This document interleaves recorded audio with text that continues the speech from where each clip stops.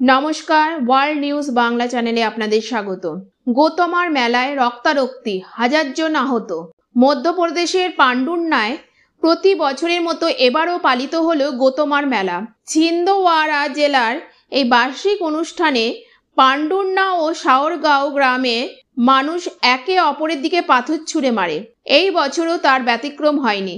3 ঘন্টারও বেশি সময় ধরে চলা এই পাথরবাজিতে 1000 জনেরও বেশি মানুষ আহত হয়েছেন। তাদের মধ্যে 2 জনের অবস্থা গুরুতর হওয়ায় তাদের চিকিৎসার জন্য নাগপুরে পাঠানো হয়েছে। জানা গেছে, পান্ডুর্নার বাসিন্দা জ্যোতিরাম উইকের পা ভেঙেছে এবং নীলেশ জানরাওয়ের কাঁধের হাড় সরে গেছে। প্রশাসনের প্রস্তুতি থাকা সত্ত্বেও এই ঘটনাটি ঘটেছে।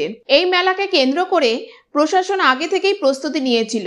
নদী তীরে 6টি অস্থায়ী স্বাস্থ্যকেন্দ্র তৈরি করা হয়েছিল, যেখানে প্রায় 58 জন ডাক্তার এবং 200 জন চিকিৎসাকর্মী উপস্থিত ছিলেন। এছাড়াও 600 পুলিশ কর্মী নিরাপত্তার দায়িত্বে মোতায়েন ছিলেন। কিন্তু এত প্রস্তুতি থাকা সত্ত্বেও পাথর ছোড়া বন্ধ করা যায়নি। জেলা শাসক অজয় দেব শর্মা 144 ধারা জারি করলেও তার কোনো প্রভাব দেখা যায়নি। কি এই গোতমার মেলা?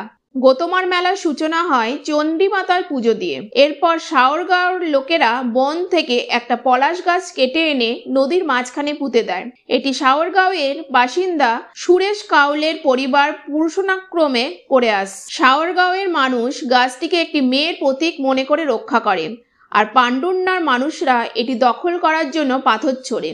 শেষ পর্যন্ত যখন পান্ডুর্নার লোকেরা গাছটি ভেঙে দিতে পারে, তখন 2 গ্রামের মানুষ একসঙ্গে মাতার পুজো করে এবং মেলার সমাপ্তি হয়। 400 বছরের পুরনো এই প্রথা। প্রায় 400 বছর ধরে চলে আসছে এই প্রথা। যদিও এর কোনো লিখিত প্রমাণ নেই, তবে 1955 সালে প্রথম মৃত্যুর ঘটনা নথিবদ্ধ হয়েছিল।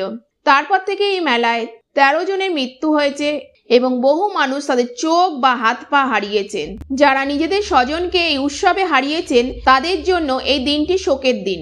এত সব সত্ত্বেও এই বিপজ্জনক প্রথা আজও চালু আছে। এই ঘটনায় পুলিশের নিষ্ক্রিয়তা নিয়েও প্রশ্ন উঠেছে। পান্ডুর্না থানার ভারপ্রাপ্ত আধিকারিক অজয় মার্কাম জানিয়েছেন যে এই প্রথা সংক্রান্ত কোনো অভিযোগ থানায় নথিভুক্ত হয় না। আহত ব্যক্তিরা বা তাদের পরিবারও কোনো অভিযোগ করেন না। পুলিশ শুধুমাত্র নিরাপত্তা দেয় এবং আহতদের হাসপাতালে পাঠায়।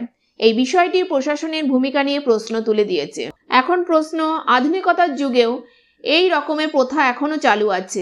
আপনাদের কোনো মতামত থাকলে কমেন্ট বক্সে লিখে জানান। ভিডিওটি ভালো লাগলে লাইক এবং শেয়ার করুন এবং যে কোনো খবরের আপডেট পেতে চ্যানেলটিকে সাবস্ক্রাইব করে রাখুন। ধন্যবাদ।